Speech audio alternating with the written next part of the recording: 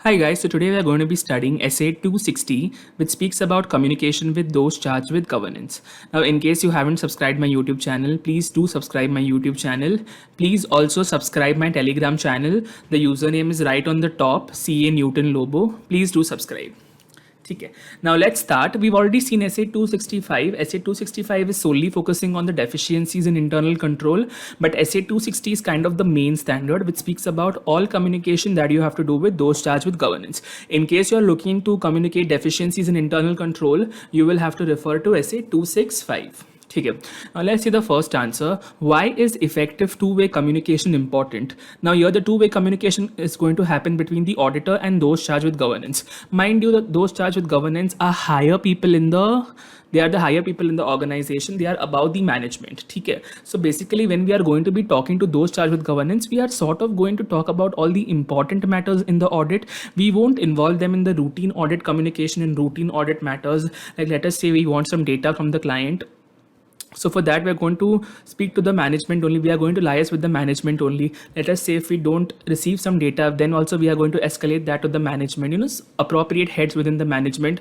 But let us say tomorrow we are encountering some significant difficulties in the audit, then we will have to involve those charged with governance. We will have to speak to them because they will be the right people to solve the problem. They will be the people who can tell the management that, look, you need to get your thing right.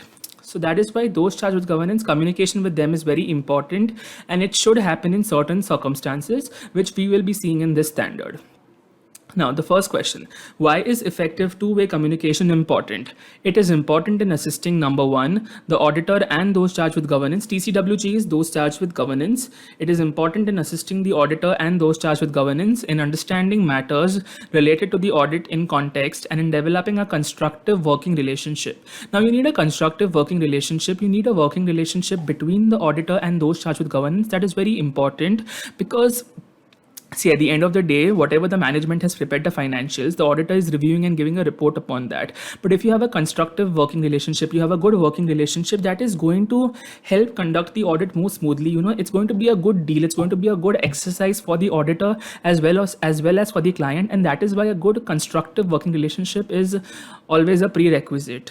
This relationship is developed while maintaining the auditor's independence and objectivity. Very crucial, independence and objectivity should not be lost. It should not be that now, because you have a good constructive relationship with the client is in a position to kind of influence, the work that you are doing. He is able to influence your thoughts. Like if you are spotting some kind of gaps in the data, then he may just tell you let it just be, it's okay, like it's fine, sab barabar hai, it's fine, you don't need to worry. And you should not be okay with those kind of responses. You have to always be professionally skeptic, and you always have to be of a questioning mind. You cannot agree with less than persuasive evidence, right? So you should not lose your independence and objectivity when you are dealing with the management and when you are doing your audit. Second point, the auditor in obtaining information from those charged with governance relevant to the audit. This is also a two-way communication is effective in obtaining this objective as well.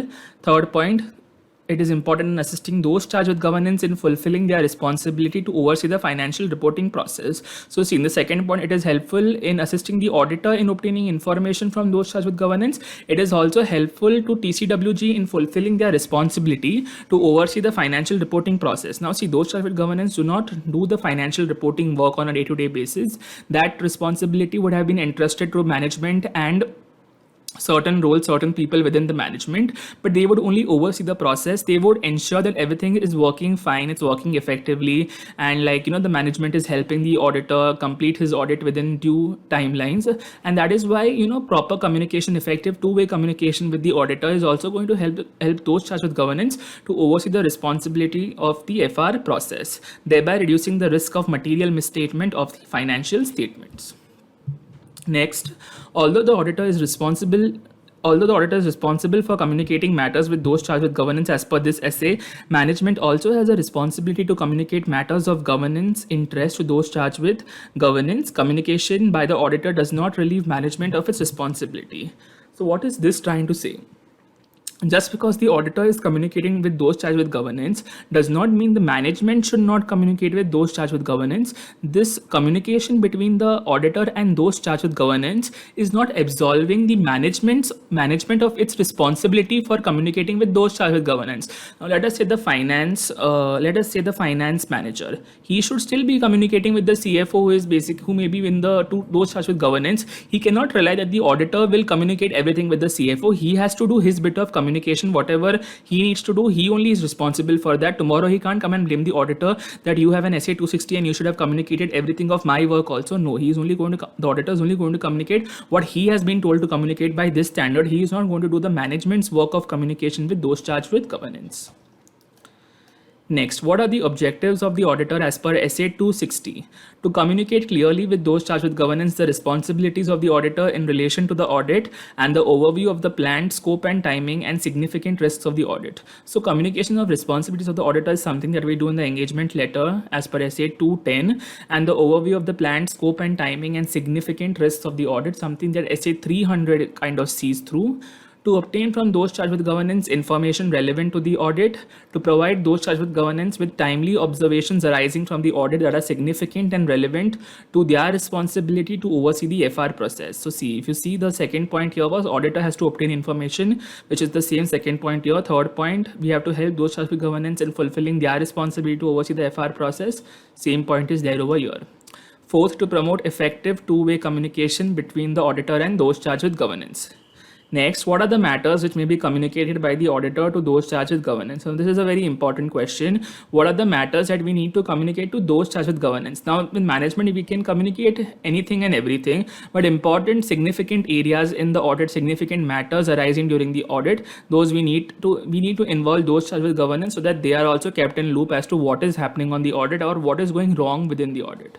Point number 1, how the auditor plans to address significant risk of material misstatement. So if you feel that revenue has a significant risk of material misstatement, then you need to tell TCWG how are you going to address that. Second, the auditor's approach to internal control relevant to the audit. So maybe you're going to test the internal controls related to certain captions, or maybe you're not going to test internal controls. Whatever your approach is going to be, you have to keep those charged with governance looped to that.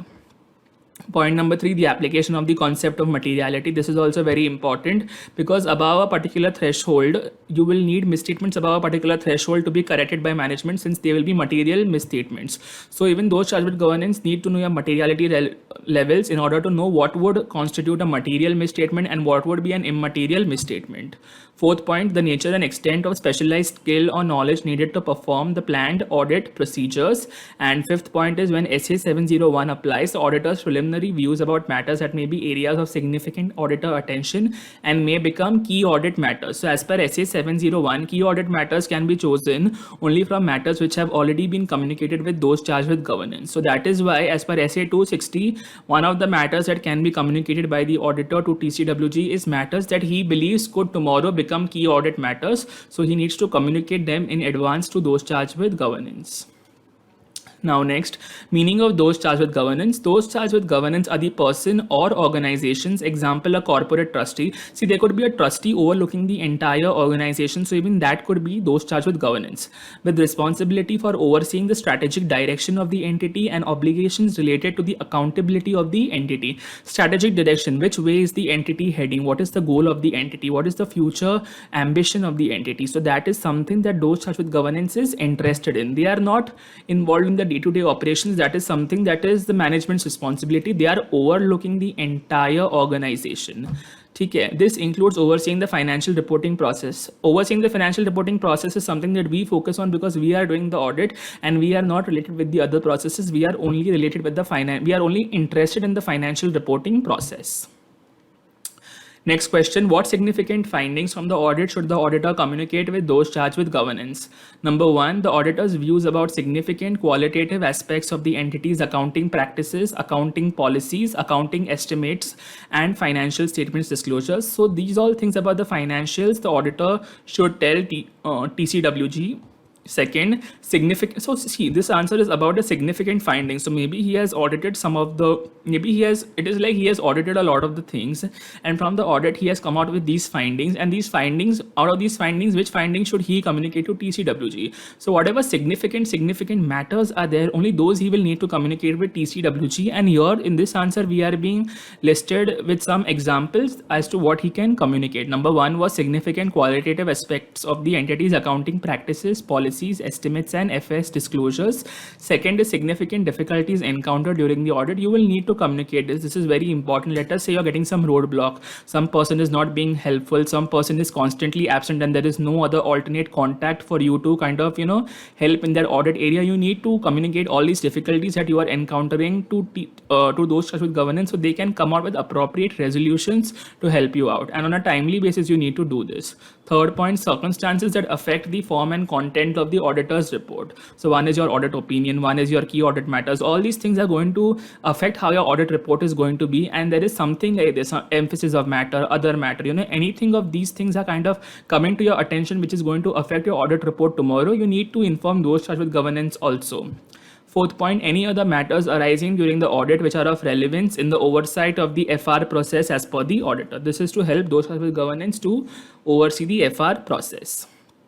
Next, how should the form and timing of communication be? Very important answer. How are you going to communicate exactly with those charged with governance? The auditor shall communicate in writing with those charged with governance regarding significant findings from the audit if auditor believes oral communication would be inadequate. So if preferable, if you feel like oral communication would suffice and the matter does not require written communication, you may go ahead with oral communication, but you should go ahead with written communication if you feel that oral communication would be inadequate.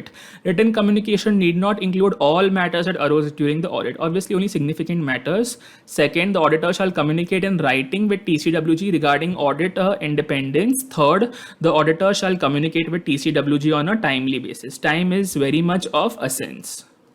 Give examples of significant difficulties encountered during the audit. So we saw in this answer about significant findings that one point. The second point was significant difficulties encountered during the audit. So what is significant difficulties encountered during the audit? What does that significant difficulties encompass?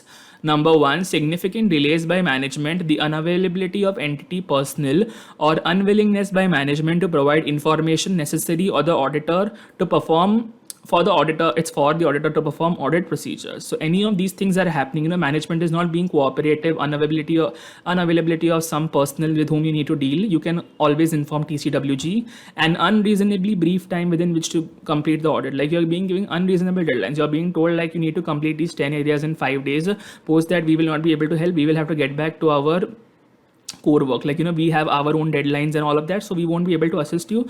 These kind of unreasonable deadlines set by the management is not going to be acceptable, and you will have to involve those charged with governance.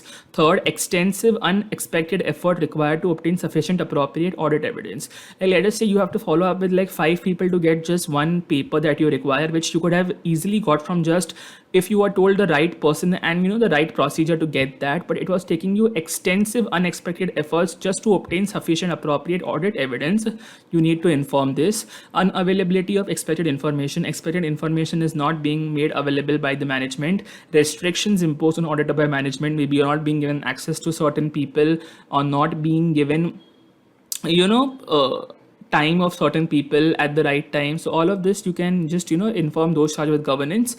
Last, management's unwillingness to make assessment of the entity's ability to continue as a going concern when requested. This is something that SA 570 covers. Management's assessment of the ability of a company to continue as a going concern has to be made by the management. If the management is unwilling to make such an assessment, this is also an example of significant difficulty encountered during the audit, which you can communicate to those charged with governance. So this is it about SA 260, communication with those charged with governance. Thank you for watching this video. See ya.